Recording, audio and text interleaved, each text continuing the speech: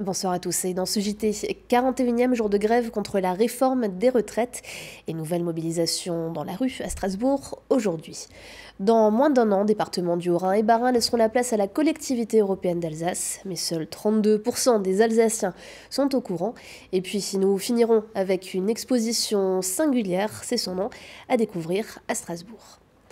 Nouvelle mobilisation intersyndicale aujourd'hui à Strasbourg donc contre la réforme des retraites. Le retrait provisoire de l'âge pivot par le gouvernement n'a en rien entamé la mobilisation des manifestants. Ainsi, près d'1 millier de personnes, tous corps de métier confondus, se sont rassemblés en début d'après-midi pour faire entendre leur voix et demander le retrait de cette réforme des retraites. Reportage de Camille Roland et Cécile Motz. Levez les poings en l'air, allez, allez, allez, pour foutre la réforme en l'air.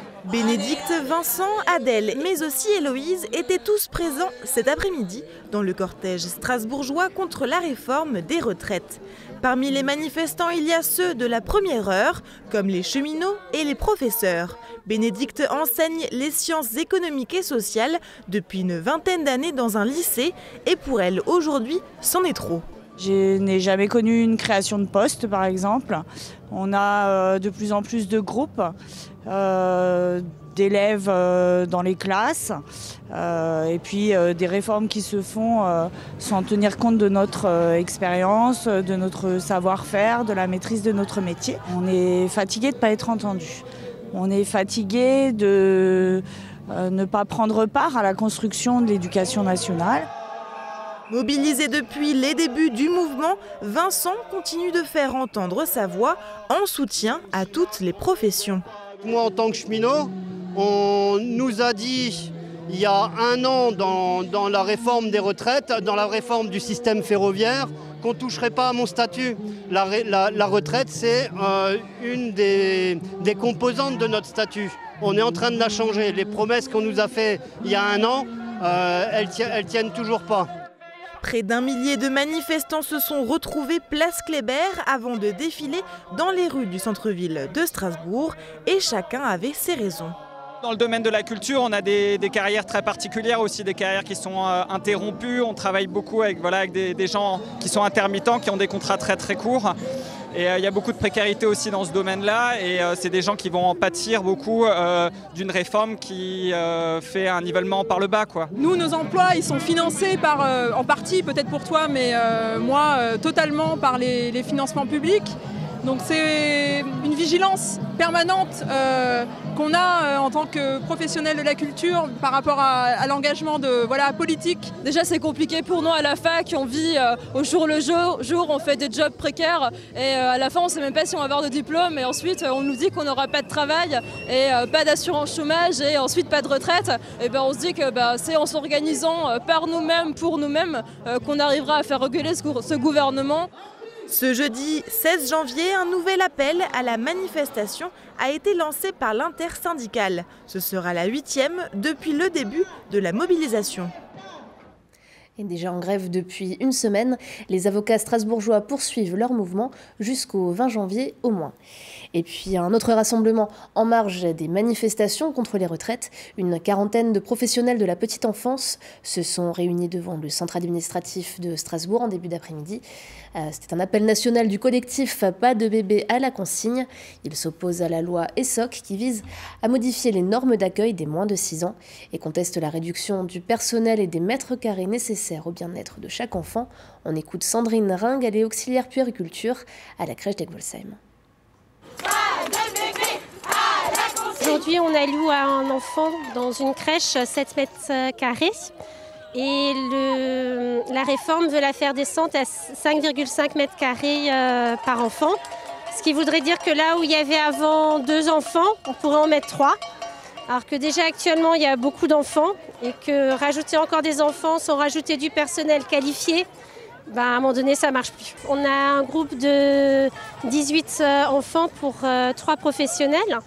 À 3, on ne peut pas s'occuper d'enfants de 2 ans et demi, 3 ans et leur apporter tout ce qu'on aimerait pouvoir leur apporter. Il y a un enfant qui va pleurer, on va le prendre 2 minutes dans les bras pour le consoler, mais on va devoir le laisser alors qu'il aurait eu besoin d'être contenu un peu plus longtemps parce qu'il y a un autre enfant qui doit être couché parce qu'il est fatigué, un autre enfant qui a faim, donc c'est compliqué. En bref, dans l'actualité, demain entre midi et 18h30, un exercice de sécurité de grande ampleur se tiendra au stade de la Méno à Strasbourg. Il devrait s'agir d'une simulation d'accident.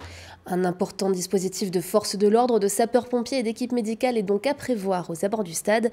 Mais pas de panique à avoir donc. Et la rue des Vanneaux dans les environs sera également fermée à la circulation. Nous y reviendrons dans nos prochaines éditions. Dans moins d'1 an, les départements du Haut-Rhin et du Bas-Rhin fusionneront pour donner naissance à la collectivité européenne d'Alsace. Cette nouvelle structure doit reprendre les missions des 2 départements, augmenter de compétences en matière de transfrontalier mais aussi de bilinguisme. Si beaucoup de choses restent encore à définir et à préciser, selon un récent sondage de l'IFOP, seuls 32% des Alsaciens sont au courant.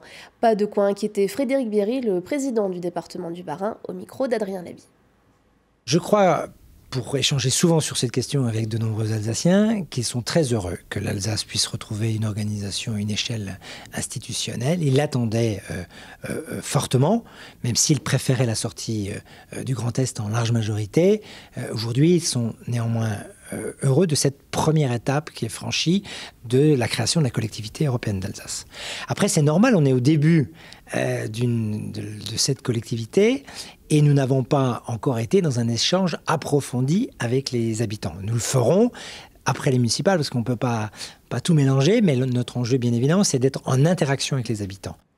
Et plus d'informations sur la collectivité européenne d'Alsace, ce sera ce soir, après 24 heures en Alsace, après le JT, dans notre magazine Le Tour des Cantons. Et on finit ce journal avec une exposition à découvrir à Strasbourg. Singulière, c'est son nom, mais à mal les stéréotypes et les normes de genre à travers des céramiques plutôt explicites. C'est à découvrir au café Galerie Librairie L'Oiseau Rare. Fanny Kunz s'y est rendue.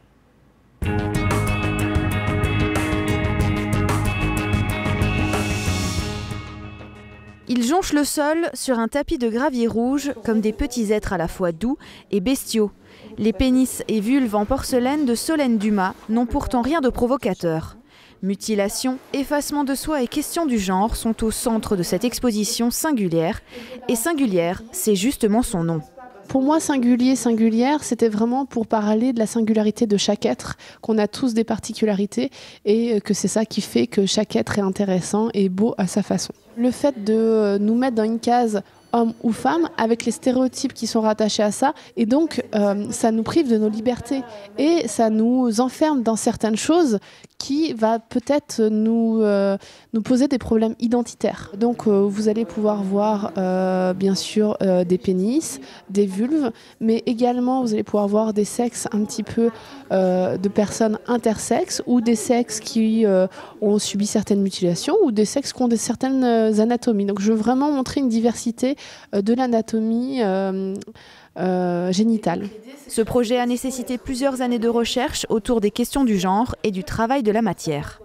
J'ai demandé à mes modèles de me faire parvenir des photos de différents points de vue pour me permettre de reconstruire par modelage ces sexes en y allant couche par couche en fait. Par exemple, les vulves, je commence à faire par exemple les petites lèvres. Bon, déjà je fais une première plaque, après je fais les petites lèvres, après je fais les grandes lèvres. Donc vraiment je reconstruis étape par étape. Ce n'est pas du moulage, car si je faisais par moulage, j'aurais des œuvres toutes petites, car la porcelaine prend beaucoup de retrait à la cuisson. Le côté fourrure, c'était vraiment pour ramener à l'animalité de l'être humain. Si cela vous a donné envie d'en découvrir plus, Solène Dumas proposera une 50aine d'œuvres accompagnées de témoignages lors d'Esthétisme de la singularité, une plus grande exposition qui aura lieu à Paris en septembre. Et on finit ce journal tout de suite avec l'image du jour, Oliviane.